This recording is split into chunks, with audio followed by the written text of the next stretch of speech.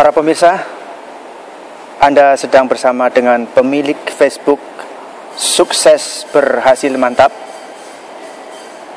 Jika Anda ingin menjadi teman saya, marilah kita menjalin pertemanan untuk saling membangun, untuk saling menguatkan.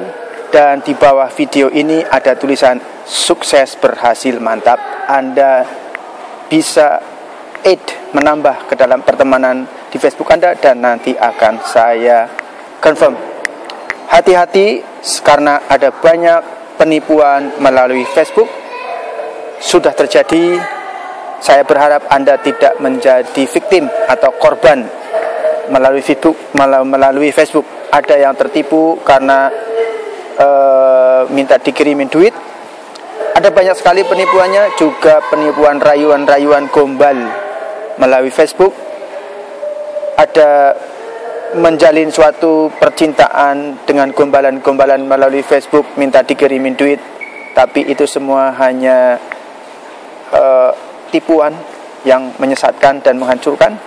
Ada juga yang menjanjikan untuk menjalin bisnis bersama, dan ternyata itu juga hanya suatu tipu muslihat yang akan merugikan Anda. Semua yang terjadi itu adalah pekerjaan iblis. Jadi jangan sampai Anda tertipu melalui Facebook.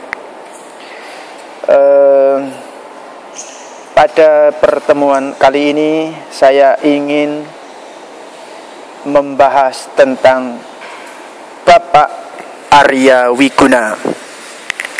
Sekali lagi saya ingin membahas tentang Bapak Arya Wiguna. Saya berharap Pak Arya Wiguna ini menonton. Kalau dari namanya, sepertinya Pak Arya Wiguna ini orang Jawa, sama seperti saya.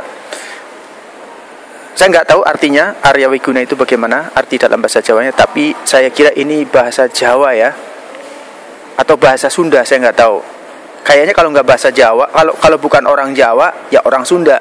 Karena kalau menurut sejarah, orang Jawa dan orang Sunda itu satu suku yang kakak beradik. Dan saya juga masih ada, kalau dilihat dari keturunan itu, dari mbah-mbah saya itu, saya orang Jawa tapi juga orang Sunda. Nah, sejarahnya saya nggak tahu, karena Pak D saya itu ada di daerah Pesundan, di daerah Sunda, di daerah Jawa Barat. Sementara orang tua saya ada di daerah Jawa Tengah. Di mana itu bukan urusan Anda. Tapi yang jelas saya orang Jawa. Nah, untuk Bapak Arya Wiguna ada, ini pesan loh, ini saya nggak menggurui Anda, tidak merasa saya lebih baik dari Anda ya Pak Arya Wiguna atau penonton yang lain. Saya berharap Pak Arya Wiguna ini jangan sampai menjadi orang yang disebut kere munggah balai. Sekali lagi, jangan sampai Anda Pak Arya Wiguna disebut orang yang dalam bahasa Jawa. Anda orang Jawa, kalau orang Jawa Anda pasti tahu. Orang-orang Jawa yang nonton ini pasti tahu istilah kere munggah bale. Kere munggah bale artinya orang yang biasanya ada di dapur, tiba-tiba ke tempat pertemuan, living room, meja pertemuan, ya living room ya ruang pertemuan, ruang tamu, ruang hidup untuk menyambut tamu. Juga biasanya ruangannya itu ya mewah. Ya, kalau di dalam rumah itu biasanya kalau meja tamu itu sedemikian rupa untuk menyambut tamu itu ya yang bersih, yang rapi, dan yang bagus meja kursinya. Maksudnya adalah kalau dalam bahasa Indonesia jangan sampai kacang lupa kulitnya. Karena Pak Arya ini banyak pintu-pintu terbuka untuk mendatangkan keuangan bagi dia sebagai selebritis melalui proses konflik yang terjadi antara Pak Arya Wiguna, Pak Adi Bing Slamet dengan Mbah Subur ini membuat Pak Arya terkenal, dan ada pintu terbuka untuk Pak Arya ini akhirnya dapat kesempatan jadi selebriti. Namun nih loh pesan saya. Namun ini saya warning loh Pak, ya warning, saya tidak merasa lebih baik dari Anda loh Pak Arya Wiguna atau bapak-bapak yang lain. Apa yang ditabur itu akan dituai. jangan menyakiti banyak perempuan. Masa di TV ya, di tayangan-tayangan di internet, kemarin Pak Arya dengan ini, 1 minggu kemudian dengan si B, dengan si C ganti lagi. Satu hal kelebihan Anda Pak Arya menghormati ibunda tercinta Anda. Itu yang kelebihan Anda.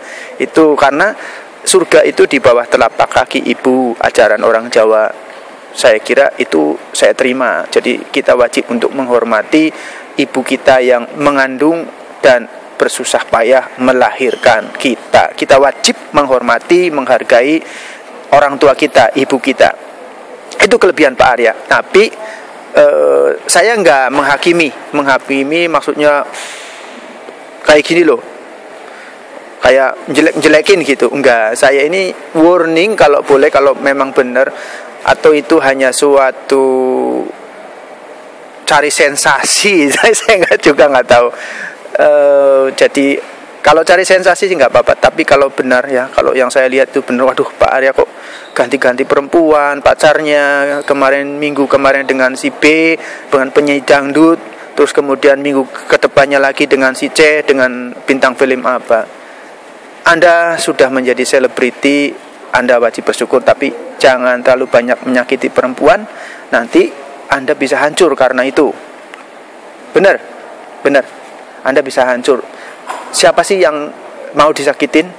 Semakin banyak Anda menyakitin banyak orang, nanti Tuhan akan membangkitkan banyak orang untuk melawan Anda. Percaya. Apakah saya juga nggak pernah menyakitin perempuan? Ya pernah waktu saya muda. Sekarang saya sudah usianya mencapai 41 tahun lebih. Jadi waktu muda ya tentu kita kan manusia tidak sempurna. Kalau kita manusia sempurna, nggak ada manusia yang sempurna. Kalau kita menjadi orang yang sempurna, nanti pekerjaan kita cuma mau nuding-nuding orang. Makanya Tuhan tidak mengizinkan ada satu manusia pun yang sempurna. Pasti pernah berbuat dosa. Karena kalau salah satu manusia sempurna, nanti pekerjaannya, sekali lagi, nanti pekerjaannya itu cuma jelek-jelekin orang. Karena dia merasa orang paling baik. Nah, orang yang menuju kesempurnaan adalah orang yang tidak suka jelek-jelekin orang yang tidak suka menghakimi orang lain. Dalam bahasa saya, jangan kamu melihat selumbar itu kecil, kejelekan di mata orang lain, sementara balok itu kan gede di matamu sendiri belum kamu keluarkan. Nah, ini bahasa saya.